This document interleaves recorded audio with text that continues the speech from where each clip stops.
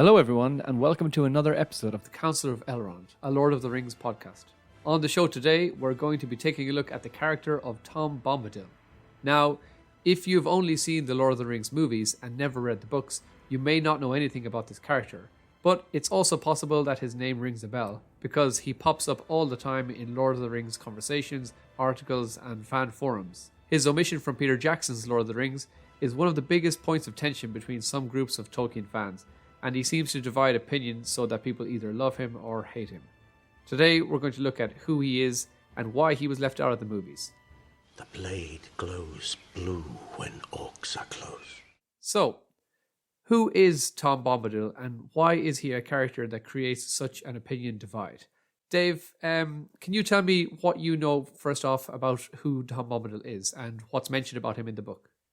Yeah, he's a lovely fellow who lives in the woods with a beard, yellow boots, blue coat, and a hat. And he's, now that I'm saying this, I'm trying to remember what the hell species is he? Is he like half hobbit, half dwarf? Can't really remember, but like he's kind of his own thing.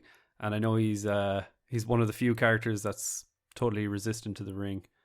But yeah, he's like a magical earthly being who's like obsessed with nature and stuff. Yeah, I like that you started out by describing his clothes and things, because they kind of make a point of describing that in the book, and it's very important that everybody knows he has yellow boots and a blue coat and a hat with a feather in it. And Doesn't he have a song where he just sings about his appearance? Yeah. That's another thing that you're going to find out about Tom Bombadil. He's always singing, and he's always making up these kind of rhymes and singing about who he is and what he wears, and so he's a bit of a strange character. But yeah, to describe exactly who he is to listeners, we can tell them that after the four hobbits leave the Shire, they take a shortcut through the old forest. And at one point, the hobbits become mesmerized and put under the spell of a malicious tree called Old Man Willow. It's quite a scary scene, actually, where the tree puts them all to sleep, and then it picks up Frodo and throws him into the water, into a river beside them. Oof. And then it kind of holds Frodo under the water. And Frodo isn't moving either, because he's kind of in this sort of a trance. And Sam has to come and pull Frodo out of the water. And at the same time, it basically swallows Merry and Pippin, kind of the same way as what happens in the third movie, in the extended scene, where Treebeard then comes to the rescue and saves Merry and Pippin. Yeah. What's happening? I've got my leg! So this happens just shortly after they've left the Shire, and they very nearly meet their end before a big cheerful man with a big beard and a blue coat and yellow boots and a hat with a feather in it comes along and saves them. And he's described as being too large and heavy for a hobbit, but not quite tall enough to be one of the big people.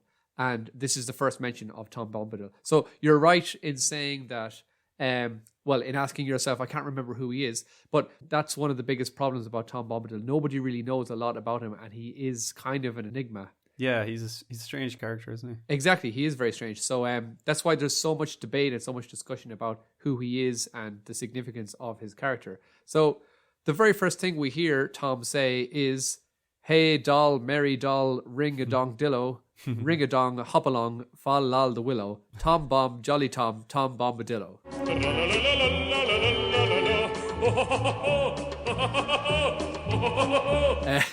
So this is the kind of typical speech of Tom Bombadil in the book. And sorry, I didn't catch that. What was he saying?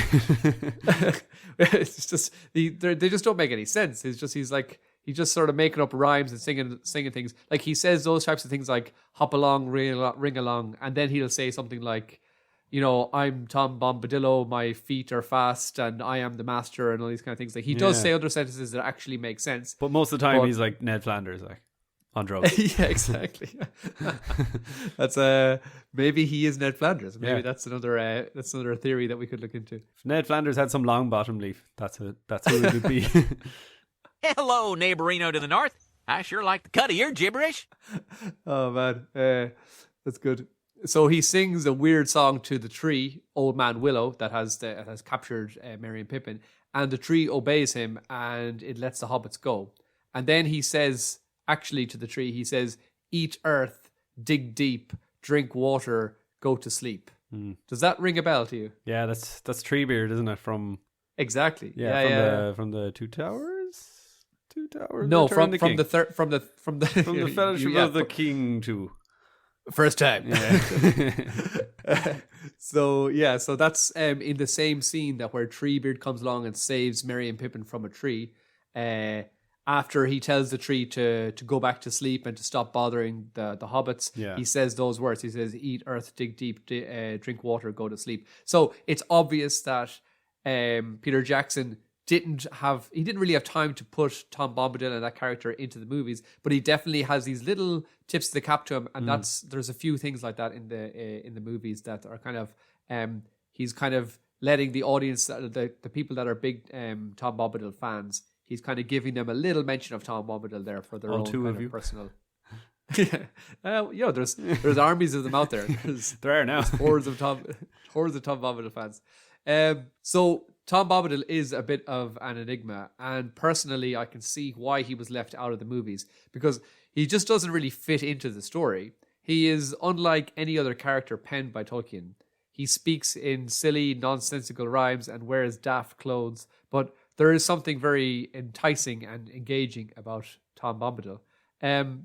So he Yeah. shows up at the beginning of the first book and takes our main characters away on a segue for 3 chapters that don't really seem to have anything to do with the main plot.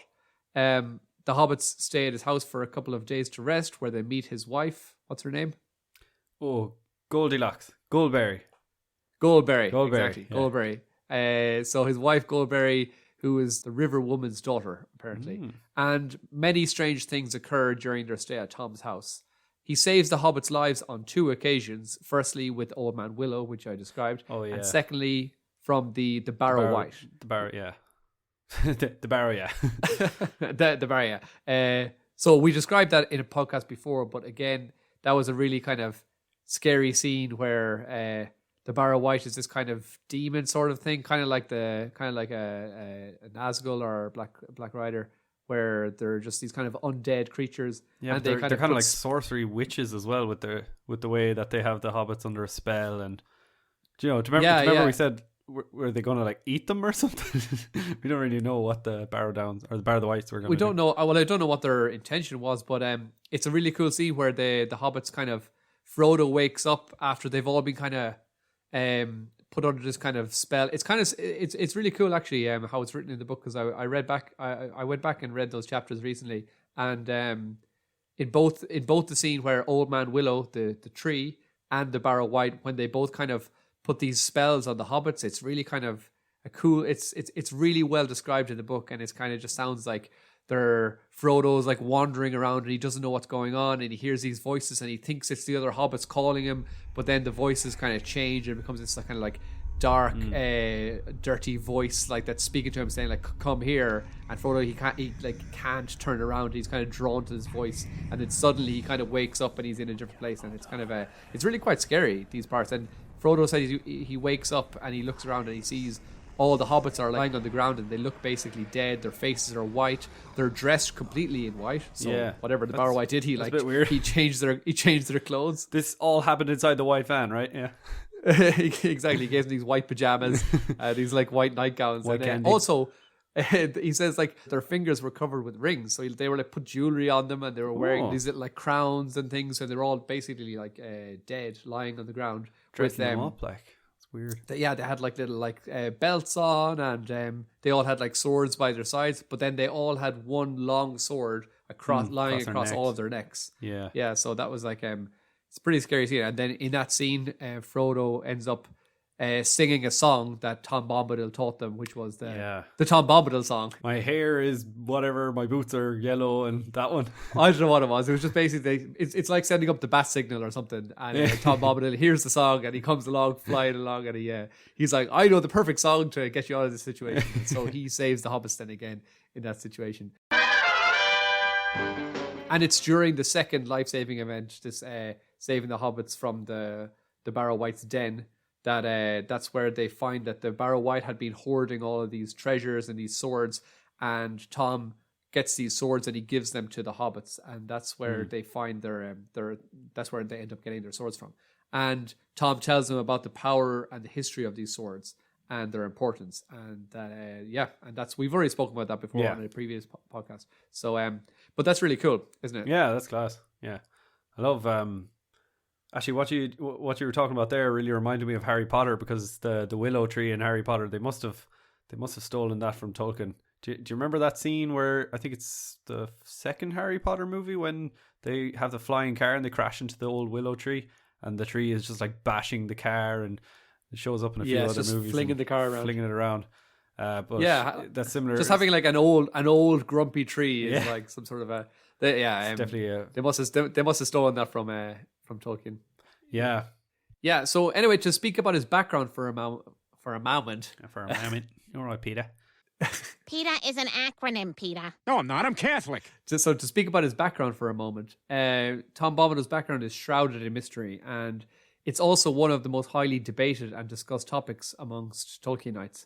It's also an area that has many fan theories with no final answer in sight, as Tolkien never explained Bombadil's origin and even admitted that it was no accident that he was such a mysterious being.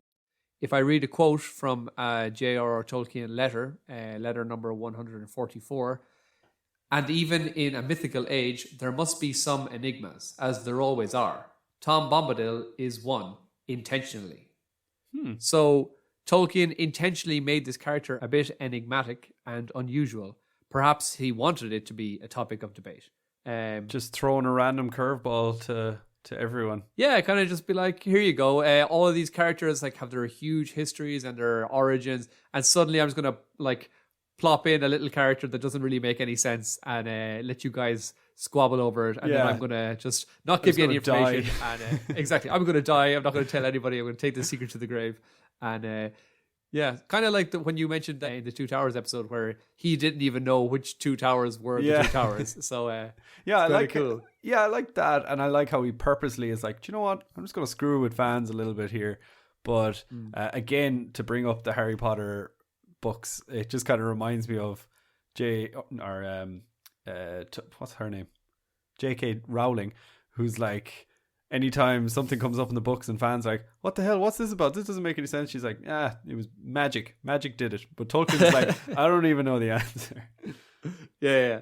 Tolkien's like, why are you asking me? How would I know? Sure, how would I know? I only wrote the book. But it's interesting how Bombadil, how he just kind of brings them on a little side quest adventure. It would have been weird for the movies, like you said, but perhaps if it was in a TV show, it could have been a thing like, oh, here's an episode where they go off to Tom Bombadil's house and do their own little thing. Then he could show up at a later episode where he saves them from the Barrow Whites at the Barrow Downs, and then he'll probably be there at Aragorn's inauguration, like giving a wink or something, to cap the series off. It is very episodic, the way Tom Bombadil's parts are laid out in the books, but we'll get to that later on. And after that, it gets even better. So also he has a few nicknames that he calls himself, or that he's called in the books, which are things like eldest, fatherless, and master.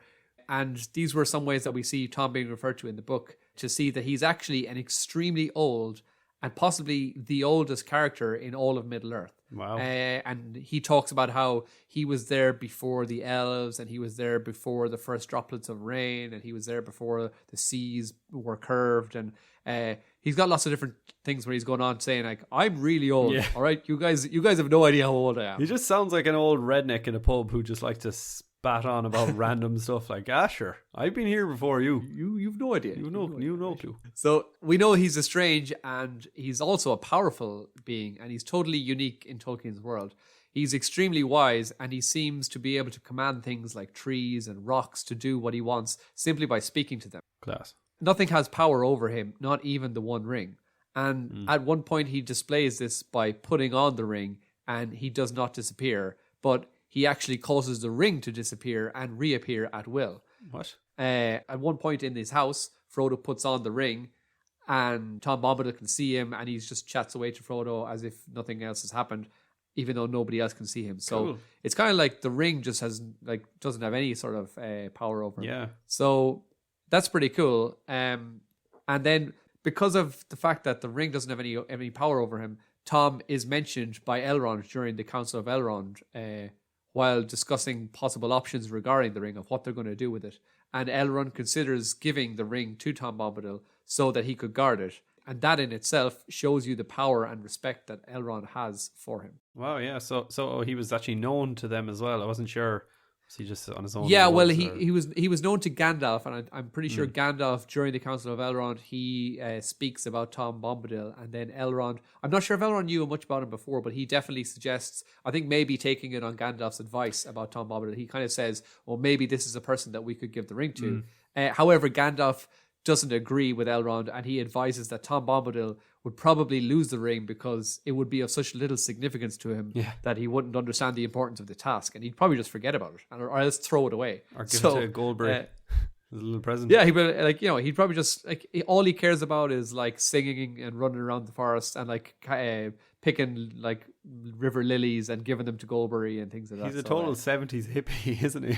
Yeah, he's definitely got like a weed garden out the back, and he's just there getting high and listening to his Hey, Radagast, you want to come join me tomorrow? Let's smoke up. He's just living in Woodstock. Yeah, that's what he's doing for the rest of his life. Long-bottom leaf. The finest pikeweed in the South Farthing. So, how did Tolkien come up with the idea for this character? We're going to look a little bit at how maybe he created this character. So, Tom Bombadil was the first character to be created from Lord of the Rings, as he made regular appearances in bedtime stories that he told his children before he even wrote The Hobbit. Apparently, his appearance was based on one of his children's toy dolls that had been involved in a toilet flushing accident. His silly rhyming manner of speaking would be fun for young children, so that makes sense. And as we know, The Hobbit was in most part created from many bedtime stories that he told to his children. So when Tolkien started writing The Lord of the Rings, it was intended from the beginning to be a kind of The Hobbit Part 2. And it started out in a similar fashion. Bilbo is having a birthday party and he needs to leave the Shire, but Tolkien hadn't decided why yet. The hobbits bump into Tom Bombadil after leaving the Shire, and they have some episodic adventures with him for 3 chapters. Then they leave and barely mention him ever again. At this point, Tolkien had intended The Lord of the Rings to be another children's book. However, as he continued writing and building the plot, he found that the story was a lot scarier and adult in its style. This may have been because his children were older at this stage. 17 years passed between the release of The Hobbit and The Lord of the Rings. So maybe he was out of practice of telling children's bedtime stories, or maybe this is just how the story naturally developed. Yeah. So what do you think about that? Yeah, it's funny to hear that it wasn't planned, or he just kind of let the story develop. I think George R.R. Martin is similar to the way he writes his books. He kind of talks about some writers being a gardener and other writers being like an architect or whatever, and he's kind of like, I'm a gardener, I just start gardening away and letting it grow and let the story run its course. So it sounds like Tolkien is very similar in his methods. And I've heard things about Tolkien that he would write a huge amount of the story, and then if something wasn't the way he exactly had planned it, he'd just kind of throw it all out and start from scratch. And so he was kind of just, he'd like write the story from beginning to a certain point, and then he'd very often just go back and rewrite the entire thing. And that's probably just because as he was writing it, the characters were just developing in his head. And also I've read Christopher Tolkien talking about when his father started telling them the bedtime stories of The Hobbit, and he told his children, I'm going to start telling you a story now, which is going to be a long form story. So he knew from the beginning that he wanted to start out this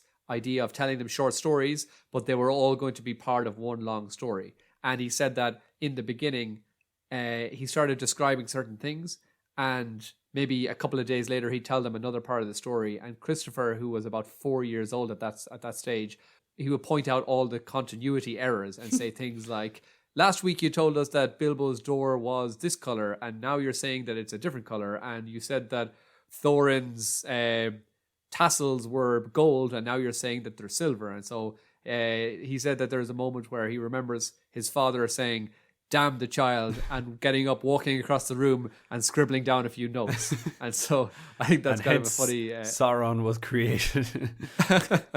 I think that's cool as well, you talking about how Tom Bombadil was like one of his first characters, and he was created for children's stories, and it just shows how much Tolkien actually loves the character himself. He just wants to include him in the Lord of the Rings. He's like, I've put so much time and effort and I just love this character through and through, and he needs to be in my story. And it's nice. It's a nice little episodic adventure how they go out to Tom's house and just chill and have some tea.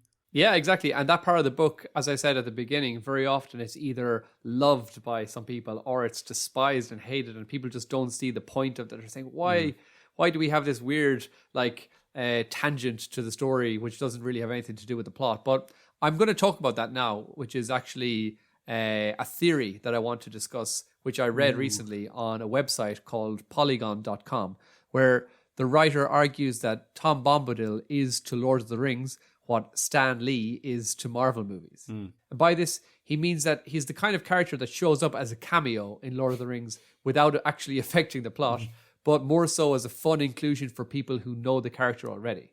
So I'm going to read now a little part from the article that was, as I said, was on polygon.com.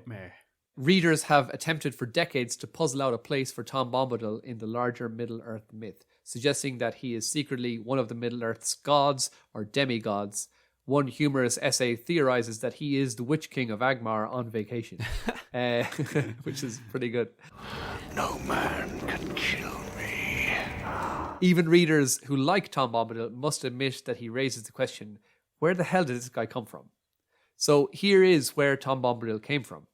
For most of his life, Tolkien picked away at what he saw as his ultimate creative work, the Silmarillion. When he finished, he wanted the book to be an intricate collection of serious heroic myth intended to evoke wonder and emotion in adults. But in the meantime, he was in the habit of making up stories for his children, the most famous of which became The Hobbit. But there were many more than just The Hobbit. Tom Bombadil began life as a story inspired by a household toy. After one of his son's dolls was rescued from a severe toilet dunking at the hands of its owner's brother, Tolkien wrote a poem, The Adventures of Tom Bombadil, and laid out in detail how Tom met Goldberry, Daughter of the River, escaped Old Man Willow, and encountered a Barrow Wight. After the success of The Hobbit, Tolkien's publisher was very interested in another book about hobbits for children, and the author mused on this for about a week before he wrote his first attempt at the first chapter of the sequel about Bilbo Baggins, about Bilbo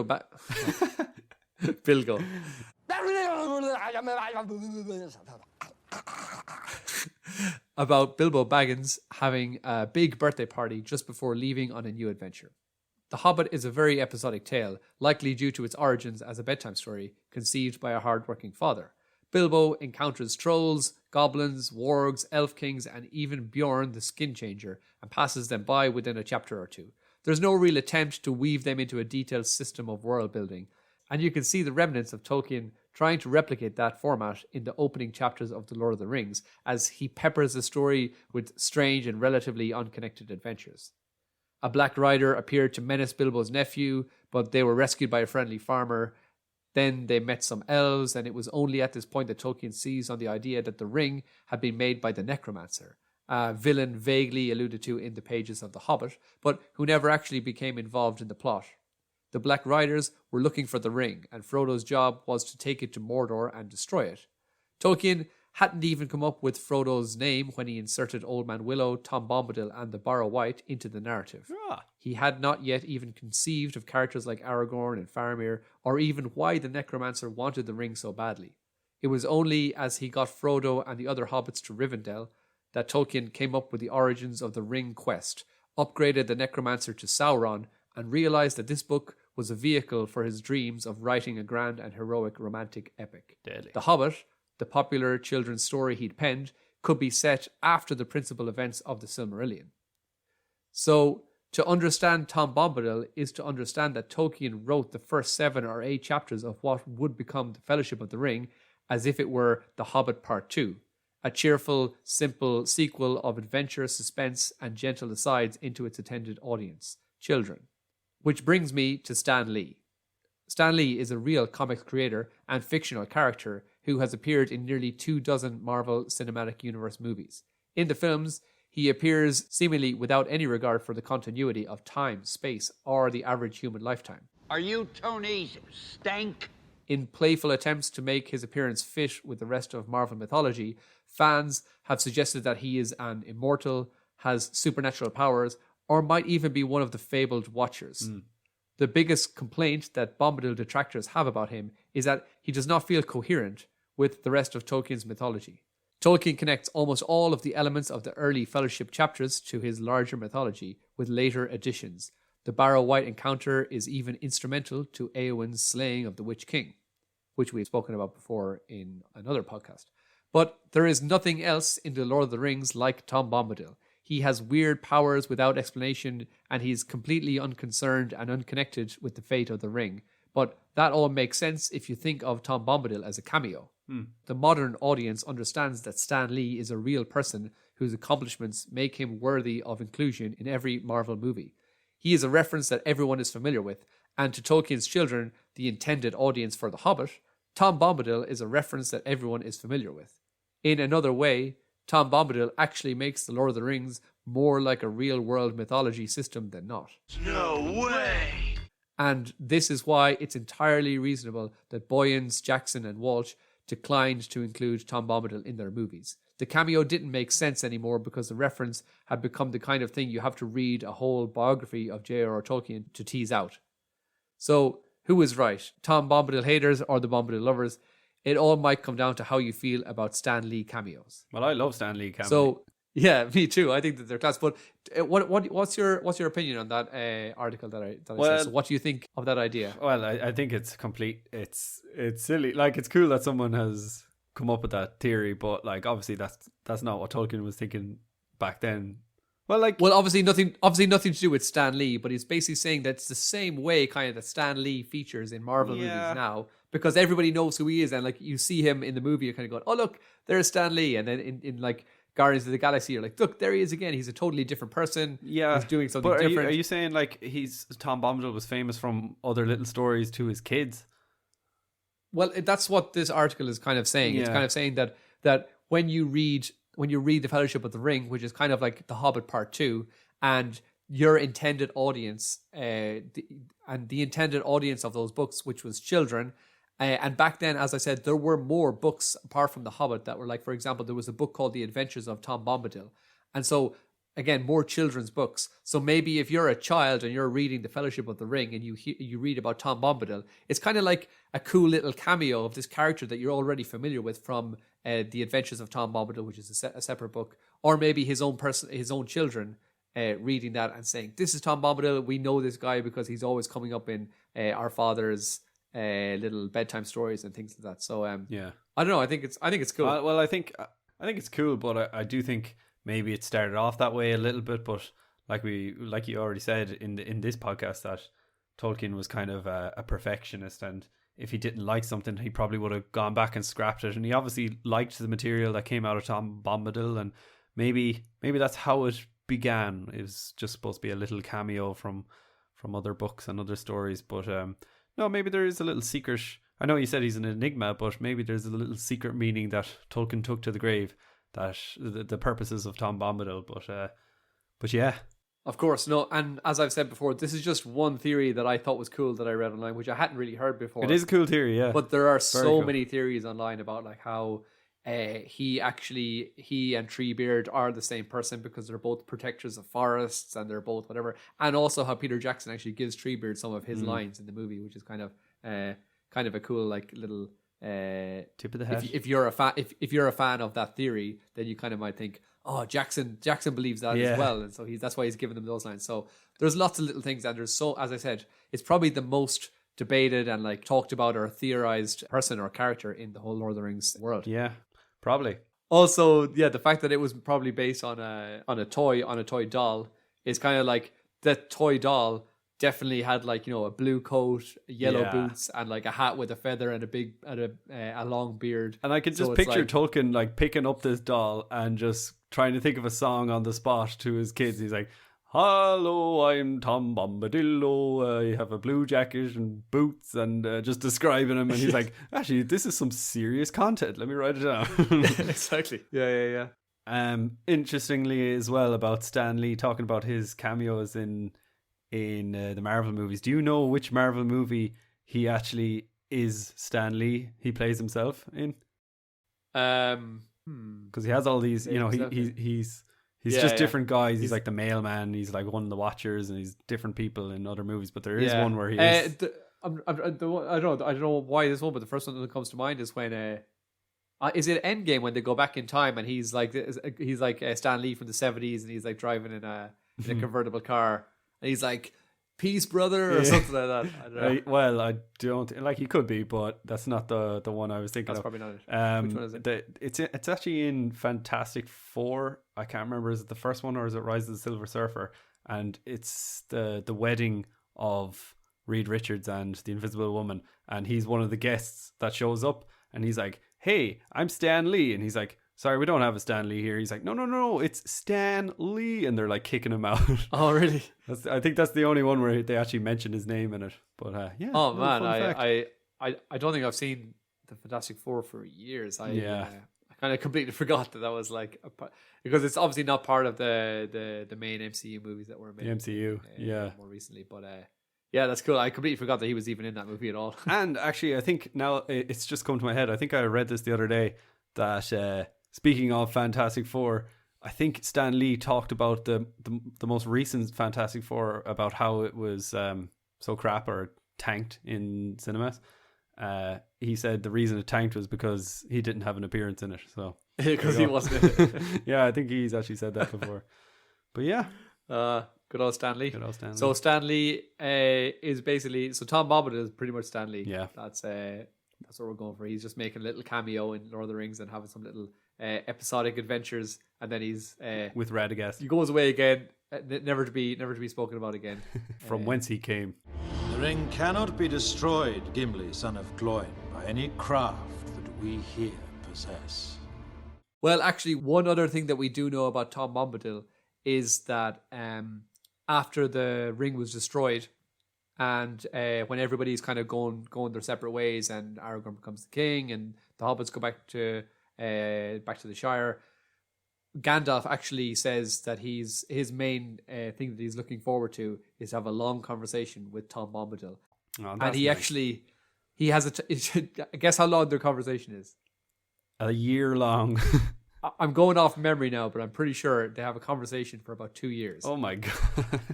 And are they speaking in Old Entish or what? They must be speaking. Good morning. Yeah, the whole content of their conversation was like, "Good morning, how are you? All right, nice to see you. Goodbye." But in Old Entish, that took 2 years.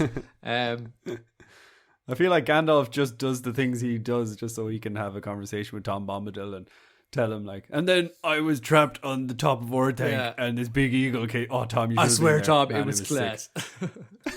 It happened. Yeah. Past that, Tom. Stop bogarting that joint. You're nursing that blunt, Tom. Old Toby, the finest weed in the South Valley. That's apparently what Gandalf did for a couple of years after the destruction of the ring and before they eventually took the boat east. Or sorry, took the boat west. Should I say west? West. Turn around, we're going west. 42. Oh, that's not bad for a pointy-eared elvish princeling. Well, that's all from us this week on the Council of Elrond. Thank you all so much for listening. It really means a lot to us. We hope you had fun and also learned a few things about this mysterious character. You can now enter any debates with your friends, armed with plenty of trivia about who you believe Tom Bombadil was. Also, a big shout out to all of you who have been getting in touch via social media and interacting with us on there. If you don't already follow us on either Twitter, Instagram or Facebook, you can find the links to our official Mellon Heads social medias in the podcast info section, and we do our best to interact with as many people as possible. Until next time, from both of us on the Council of Elrond, hop along, my little friends, up the Withy Windle. Tom's going on ahead, candles for to kindle.